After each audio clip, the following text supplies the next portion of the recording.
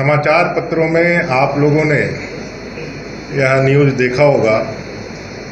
High court ने नगर निकाय चुनाव को रोकने वाली सरकार की मांग की याचिका को खारिज किया है।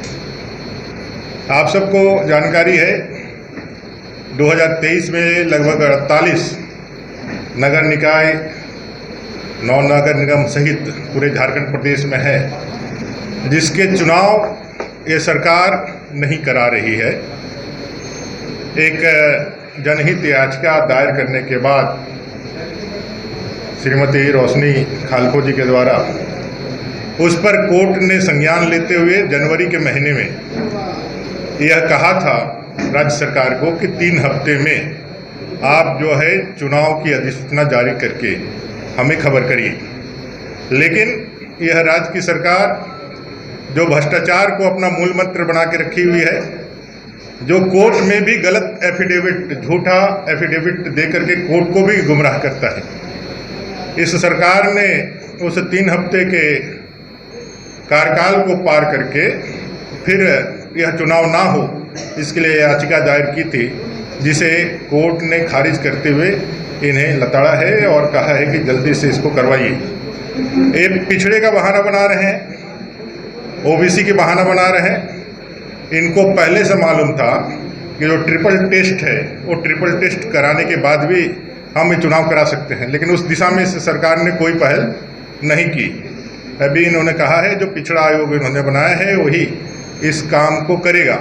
तो कुल मिलाकर के पिछड़ा विरोधी सरकार यह भ्रष्टाचार को आगे बढ़ाने के लिए नगर निकाय क्षेत्रों में पूरा पावर कैसे वो अपने हाथ में ले, लोकतंत्र को हमेशा से मजाक उड़ाने वाले लोग, लोकतंत्र की दुहाई देकर के जो घड़ियालू आंसू बहाते हैं, उनका लोकतंत्र पे तनिक भी विश्वास नहीं है। यह बात हम लोगों ने पहले भी कई बार उदाहरणों में देखा है। वो चाहे इमरजेंसी हो, चाहे भाई झारखंड के अंदर पंचायत चुनाव ना कराना हो। लगभग 20 से ज़्यादा सालों के बाद जब आदरणीय अर्जुन मुंडा जी की सरकार बनी थी झारखंड में, तब पंचायती राज व्यवस्था के तहत पंचायतों की चुनाव करा करके विकेंद्रीकरण करा करके यहाँ के जो त्रिस्तरीय व्यवस्थाएं हैं संवैधानिक, उसको इन्होंने पुनर्जीवित करने का काम भारतीय जनता पार्टी ने किया था। फिर हम लोगों ने नगर निकाय के चुनाव करवाए थे, स्मूथली कराए थे। धारा 243 अनुच्छेद 243 यह बाध्यकारी बनाता है कि समय पर चुनाव हो, जो सरकार नहीं करा करके एक संगीन अपराध भी कर रही है और इसके पीछे का मंशा सिर्फ और सिर्फ भ्रष्टाचार है। और हम सब लोग जानते हैं कि भ्रष्टाचार के सारे ऐसे जनक लोग आज मोदी जी के भ्रष्टाचार के विरुद्ध जीरो टॉलरेंस की कार्रवाई से इतने डरे हुए हैं। पूरे देश के अंदर एक गठबंधन बना करके एक दूसरे को चोर चोर मौसेरा भाई जैसा मदद करके एक दूसरे के आंसू पोंछने का और एक दूसरे का कंधा में कंधा मिला करके एक आभा मंडल तैयार करने का भी प्रयास कर रहे हैं। कुल मिला करके इस राज्य सरकार को 2024 के आम चुनाव में जाना ही है। उससे पहले 14 की 14 लोकसभा सीटें और गांडे की सीट जीत करके इस सरकार को एक ट्रेलर दिखाने का काम झारखंड की जनता करेगी। और जो मैंने कहा कि भाई ये लगातार गलत एफिडेविट और गलत दावे कोर्ट में पेश करते हैं, आप सबको याद होगा कुछ दिन पहले अखबारों में मैंने पढ़ा था कि सरकार ने जाकर के कहा है कि जितने भी चुनाव आयोग है, चाहे वो सूचना आयोग है, चाहे अन्य जो आयोग है, उसके सारी प्रक्रिया पूरी कर ली गई है। आचार संहिता या बाकी कारणों से उसको हम लोगों ने पब्लिश नहीं किया है।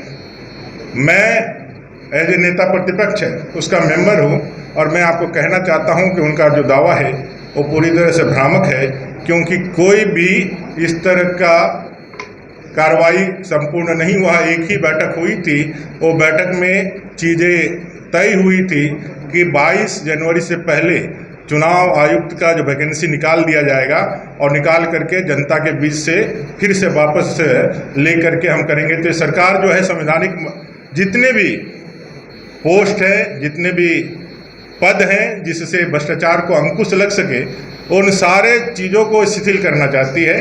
उसको स्थूल मात्र बना करके रखना चाहती है, ताकि इनके ऊपर अंकुश की जो भी कार्रवाइयाँ हैं वो अंकुश की कार्रवाइयाँ हट जाए और ये सरकार आगे बढ़ करके अपना जो है भ्रष्टाचार को पूरी तरह से कामयाब कर सके और भ्रष्टाचार के माध्यम से अपना धन एकत्रित कर सके।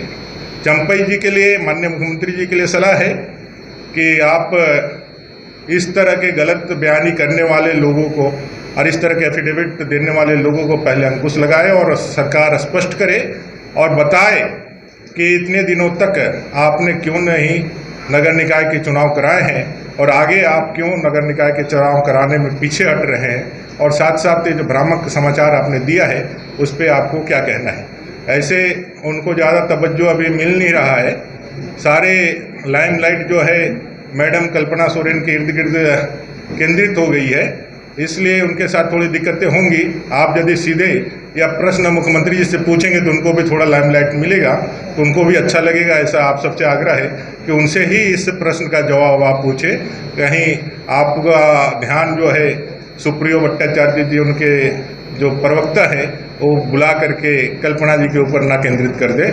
इसलिए आप लोगों से ये भी आग्रह होगा कि सीधे मुख्यमंत्री जी से प्रश्न पूछे। आप सबका इतना ही निवेदन करते हुए, आप सबका अभिनंदन करते हुए अपनी वाणी को विराम देता हूं। कल्पना सोरेन जी से बात है ध्यान केंद्रित में, तो बीजेपी को क्या दिक्कत है? नहीं, बीजेपी को दिक्कत यह है कि भाई एक नया सोनिया गांधी जी की तरह भूमिका देश के अंदर परिवारवादी पार्टियों का जो प्रेरणा का केंद्र रहा है, जहां से सबसे ज़्यादा प्रेरणा जो परिवारवादी पार्टियां लेती है वो कांग्रेस है। देश के अंदर जितने भी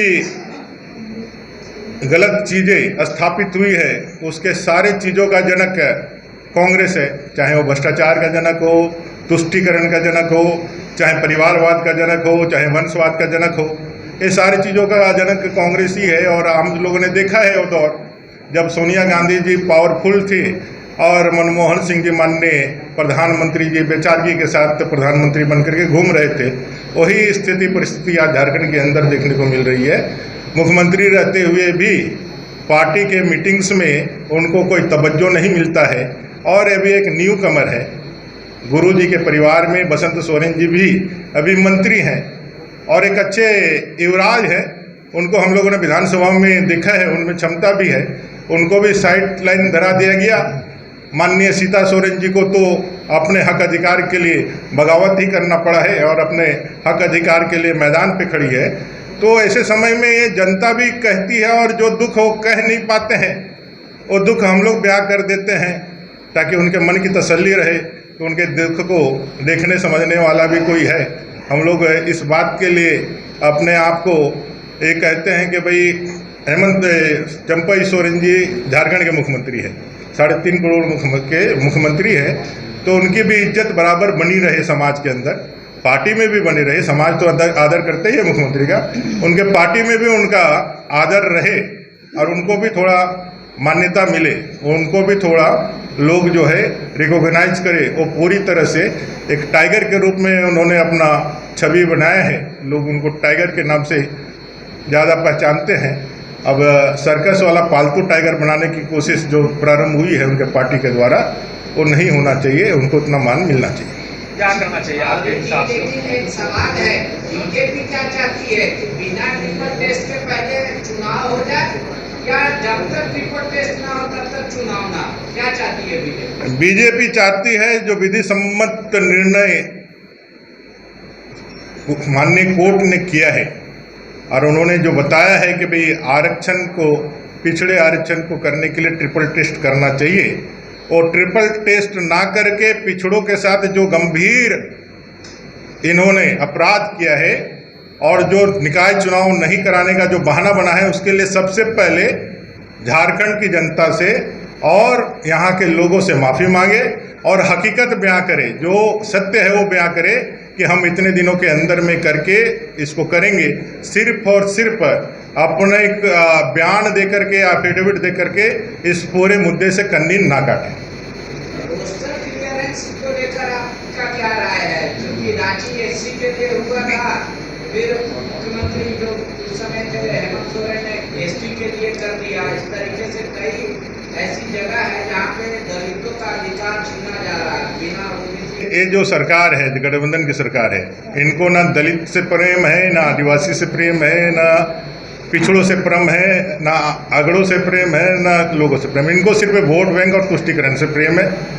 ये सिर्फ और सिर्फ वोट बैंक की राजनीति करते हैं और इसीलिए थाली के सामने थाली में खाना परोस करके जिस तरह से इन्होंने दलितों का अपमान किया था इस रांची के अंदर, वो दलित भाई भोला नहीं है।